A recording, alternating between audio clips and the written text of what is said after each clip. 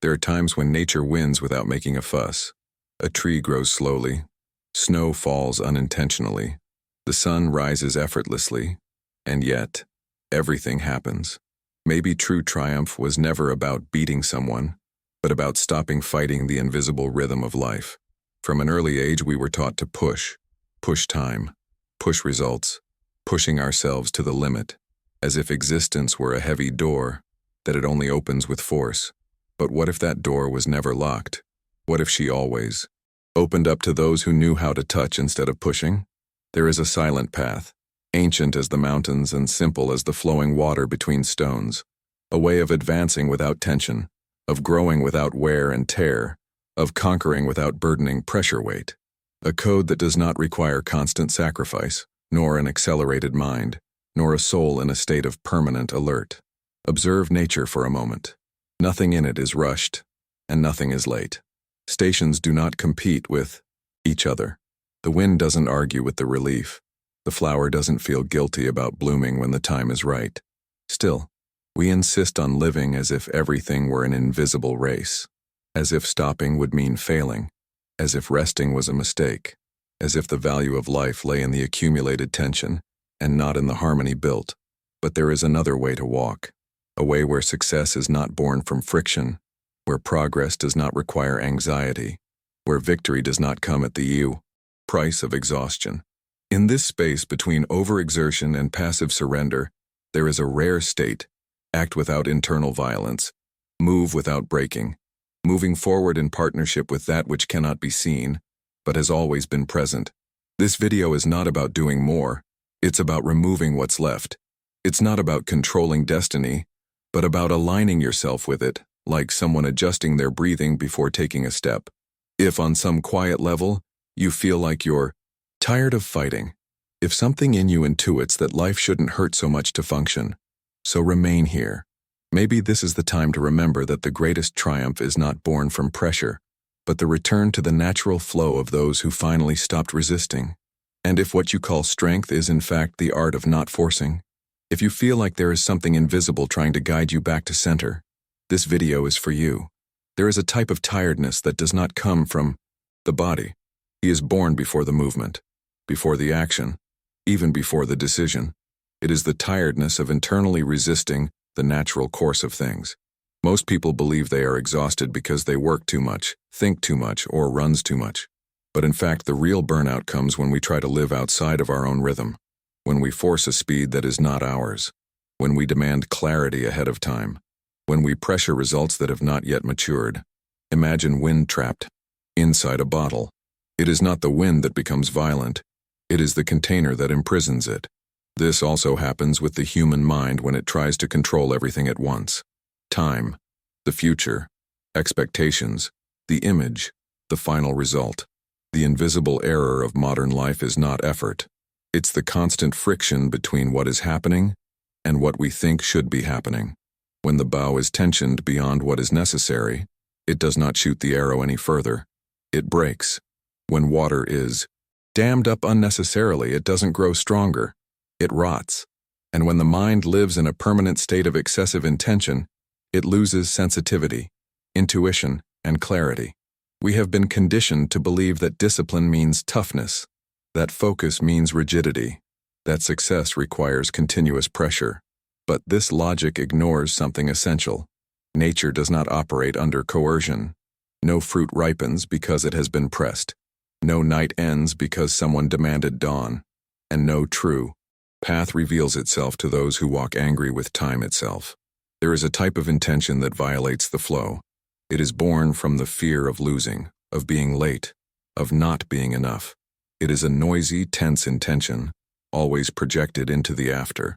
She tries to bend her life by force, and calls it ambition. But there is another form of intention, a silent intention. She observes before acting. She feels the environment. She waits for the exact moment, like someone who notices the tide changing before entering the sea. In the Japanese spiritual tradition, there is a deep understanding, although rarely verbalized, that too much intention creates imbalance. When the mind pushes too much, the invisible retreats. When the will screams, the path closes. When anxiety leads, clarity hides. This is why many people do everything right and still feel out of alignment, because they are using force where adjustment would suffice, pressure where presence would suffice, control where listening would suffice. Triumphing is not accelerating your pace. It reduces internal resistance. Stop wasting energy fighting with what is already in motion. It's understanding that not everything calls for immediate action. Some things ask for space. When you remove friction, life flows. When you release unnecessary tension, decisions align. When you stop anticipating suffering, the path reveals itself step by step. Maybe the problem was never a lack of effort. Maybe it was effort in the wrong place. What if, instead of asking, "How can I do more?" you started asking, "Where am I forcing what could flow?" There is a knowledge that cannot be learned in books. It is not taught in direct words, nor transmitted by fixed rules. It is knowledge that is absorbed through silent observation, like someone who understands time by looking at the sky and not at the clock. This is the Japanese natural code, not a belief system, but a way of being in the world. It starts with something simple, but rare: observing before acting. In the modern rush, acting has become a reflex. Responding became an impulse. Deciding became a reaction. But in nature, nothing moves without first sensing the environment. Observe a traditional Japanese garden. Nothing there seems forced. Rocks don't compete for attention. The paths are not straight, and that is precisely why they invite presence. Each element seems to have been placed not to impress, but to belong. The code does not seek to dominate space. He seeks to harmonize with it. Acting in this context does not mean imposing will. It means adjusting to what is already underway. Like someone stepping into a cold lake. Don't dive all at once. Does not withstand temperature. It just allows the body to adapt. And then water stops being the enemy. There is a deep sensitivity in knowing when to act and, more importantly, when not to act. Not all silence is omission. Not all waiting is delay. Sometimes acting too soon is as harmful as acting too late. Think of the uneven stone paths found in ancient temples. They are not there to speed up the arrival, but to slow down your walking. Each step demands attention. Each unevenness invites awareness. The journey becomes more important than the destination. This code teaches that triumph does not come from continuous strength, but the precision of the moment. There is also the art of adjusting rather than resisting. Bamboo doesn't face the wind, it bends, and that's why it doesn't break. While stiff branches break, bamboo remains.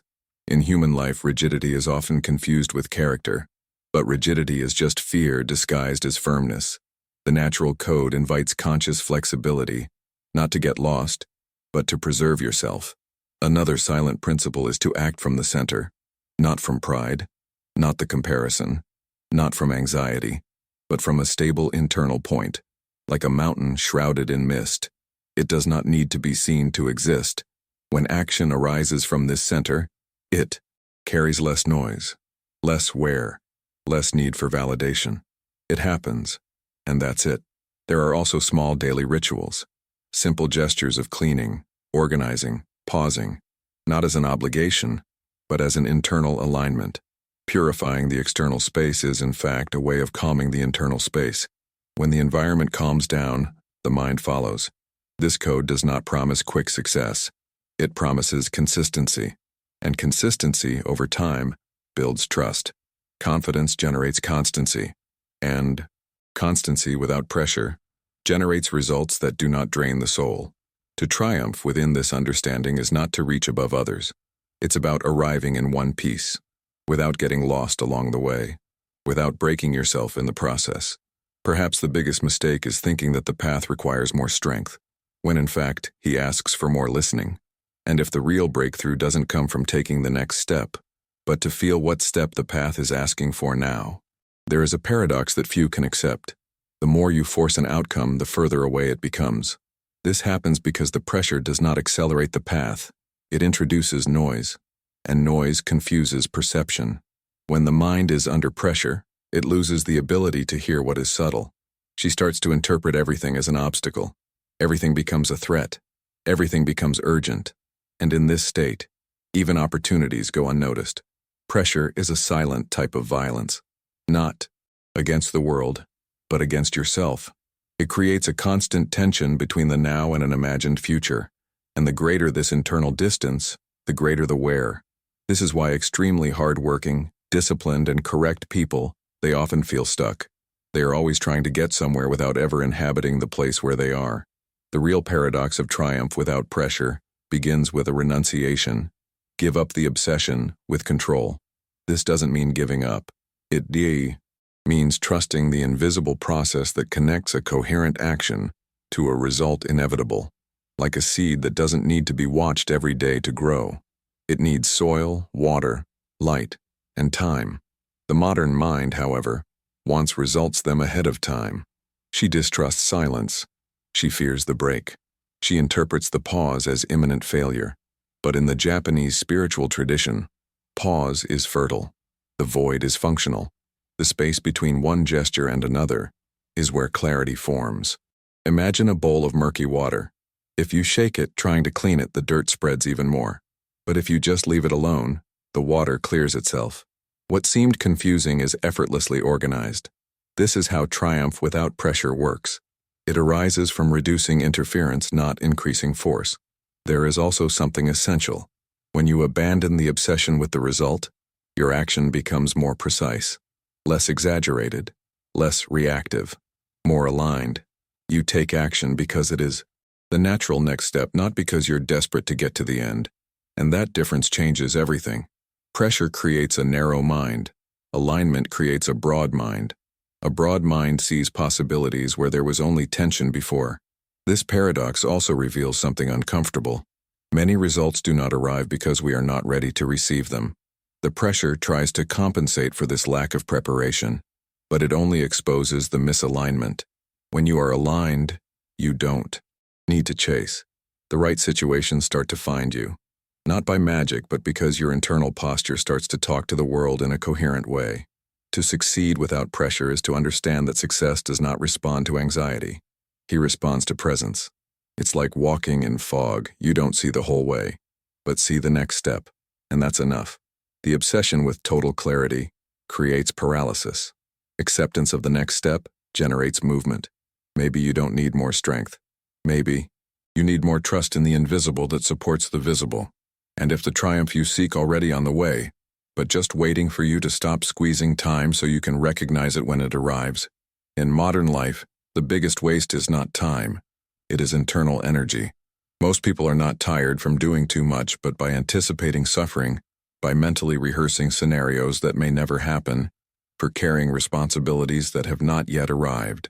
Notice how much of your daily energy is spent on invisible tension, concern before the conversation, anxiety before the decision, fear before the attempt. It's like walking with a backpack full of imaginary rocks. The natural code teaches something radically simple. Don't live before your time. At work, this changes everything. When you act only on what is in front of you, without dramatizing the next month, without getting lost in silent comparisons, without turning every task into proof of value, the mind becomes lighter and performance improves. Not because you try harder, but because you stop sabotaging yourself internally. The same goes for relationships. Much of human conflict does not arise from what has been said, but what was imagined. Early interpretations, stories created in the mind, fears projected onto others. When you learn not to fill the silence with assumptions, something curious happens. The bond breathes, the tension decreases, presence becomes enough. Living in cooperation with the invisible means accepting that not everything needs to be resolved now. Some answers mature on their own. Some decisions become clear over time. Some paths only appear after the bend. The modern mind wants guarantees, but real life offers only subtle signs, and those who are too tense cannot perceive them. There is a silent art in not squeezing events, in allowing things to reveal their rhythm. This is not passivity. It is energetic intelligence. When the tide is low, there is no point in pushing the boat. You wait. When the tide comes in, a minimal gesture is enough. The common mistake is to waste strength on the wrong tide. Applying this principle in everyday life means having fewer internal battles. Stop arguing with time. Stop negotiating with fear. Stop demanding complete clarity before taking the next step. Clarity comes during the movement, not before. In times of crisis, this becomes even more evident. The more you try to control the outcome, the more the body contracts, the more the mind closes, the more the path becomes obscured. But when you accept walking even without a complete map, something rearranges itself inside. Breathing deepens. Intuition returns. Life begins to respond. Not because everything became easy, but because you stopped fighting against what is already underway. Living without losing energy is learning not to carry tomorrow on your shoulders. It is responding to the present fully. It's acting when it's time to act and silence when silence is the wisest. Action. Maybe you don't need to change your life. Maybe I just need to stop draining it from the inside. And if much of the peace you seek not trying to achieve something new, but in finally stopping resisting what already is, there comes a time when moving forward doesn't solve the problem. Rehearsing more doesn't solve it. Understanding better doesn't solve it. What solves it is cleaning, not the world, but the inside.